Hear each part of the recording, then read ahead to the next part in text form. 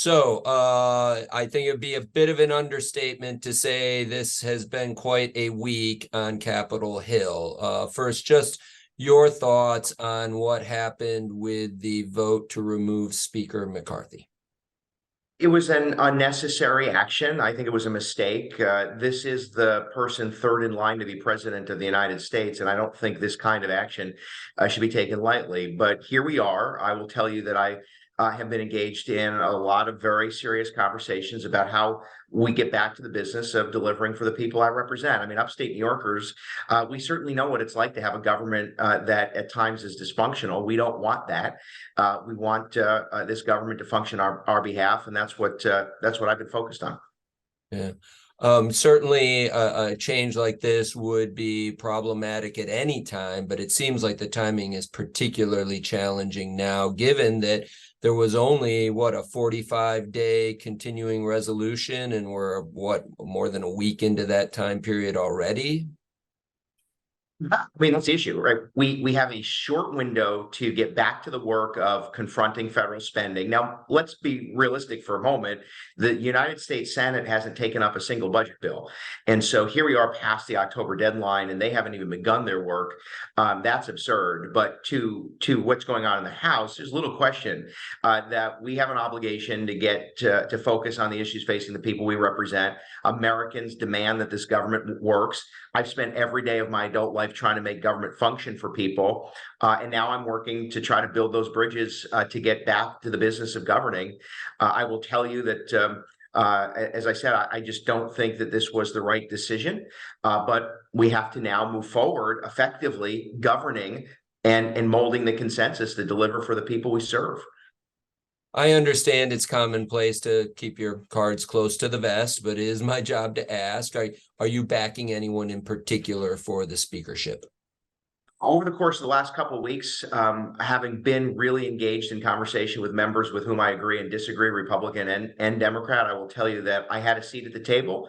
The voice of the people I represent is being heard, and I'm going to leverage that in this conversation. My goal is to listen to the candidates and then to ultimately weigh in, but only when there is a commitment to ensure that the people I serve have a seat at the table. And having had one, my goal is to leverage that on behalf of upstate New York.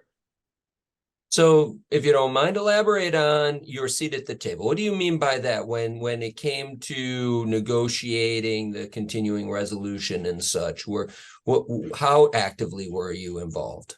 Yeah, so you might remember only a few weeks ago, we were basically again at a budget standstill. I was asked to engage on behalf of my constituents and members like me, and so at the table meant there were members who either were on either one or the other side of this of moving appropriations bills, confronting federal spending, and I was asked to engage in negotiation, and so that means more conservative and more moderate members. It means reaching out to Democrats and really building on the relationships to try to get people to agree. In fact, help craft not an outcome, but the process to begin again doing these appropriations bills. And I think I want to be clear about that. I don't think anybody can promise an outcome, but my commitment was to try to get a process that enabled us to keep moving things forward, consider appropriations bills, even ones that I don't support, like the ag bill, which would have cut farming and assistance to farmers too deep, and would have undone some programming that certainly supports the most vulnerable.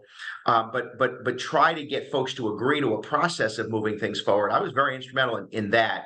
And I wouldn't want it characterized any other way. There are those who like to take political pot shots. I think government works best when it's working and when differing views are having engaged debate. I was very instrumental in trying to get people to agree to that. Move the bills forward. Let's have the debate. Let's take the votes up or down, and let's continue moving forward this very important responsibility to be respectful of taxpayers, to drive down federal spending, to secure our border, and to have a government that respects the people it serves. Yeah.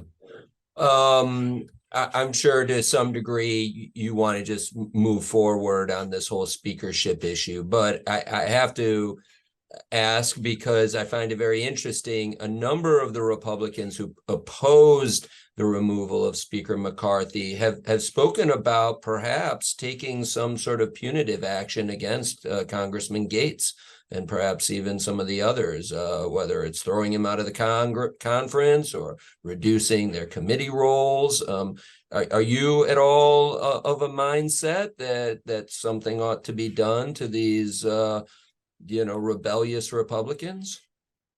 I'm just as angry as anyone. I think it was a horrible mistake. I think it undermines the conference, undermines Congress, and weakens America. I also think that those are the kinds of internal conversations that quite frankly, piss people off. I don't think there's an American sitting at home saying, well, I hope you engage in retribution. They're sitting at home saying, I hope you get back to doing the business of serving us. And so my commitment and my focus is not retribution. It's not, I don't think, a way forward. There needs to be accountability. And certainly those who engage in this have to be held accountable. But in the same respect, our accountability is the people we serve, and I'm I'm really pushing this belief that we have to govern, and that takes precedent. That is our priority. We have to deliver for the people we serve, and leave the partisan politics to another day. All right. So now, as we look forward, already under Speaker McCarthy, it seemed like it was going to be a very difficult process to come to some agreement on something besides just another continuing resolution. And now, with these breakaway Republicans having flexed their muscle and made it clear that they don't mind being obstructionist, what are the chances that some sort of deal is brokered to avoid a government shutdown? It's actually part of the conversation with those who want to be speaker. I mean, anyone who chooses to ignore reality that we have a bipartisan government and that anything that will become law needs to be bipartisan in nature, if they don't believe that, I've got a bridge to sell them in New York. The truth here is that we have to confront the reality. And if you're not willing to accept reality, then you're not serious. And so, yes, our best approach, and I believe it is achievable, is to push forward with spending plans that respect taxpayers, that bend the curve, rein in waste, abuse, and fraud.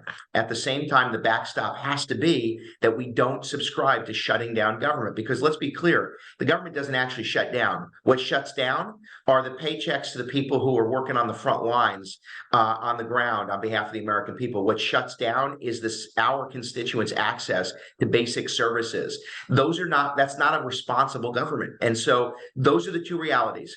And whoever wants to lead has to acknowledge, accept, and move toward those realities. Keep government functioning, be respectful of the taxpayers, and get us to that goal. That's my focus, and I believe it's achievable.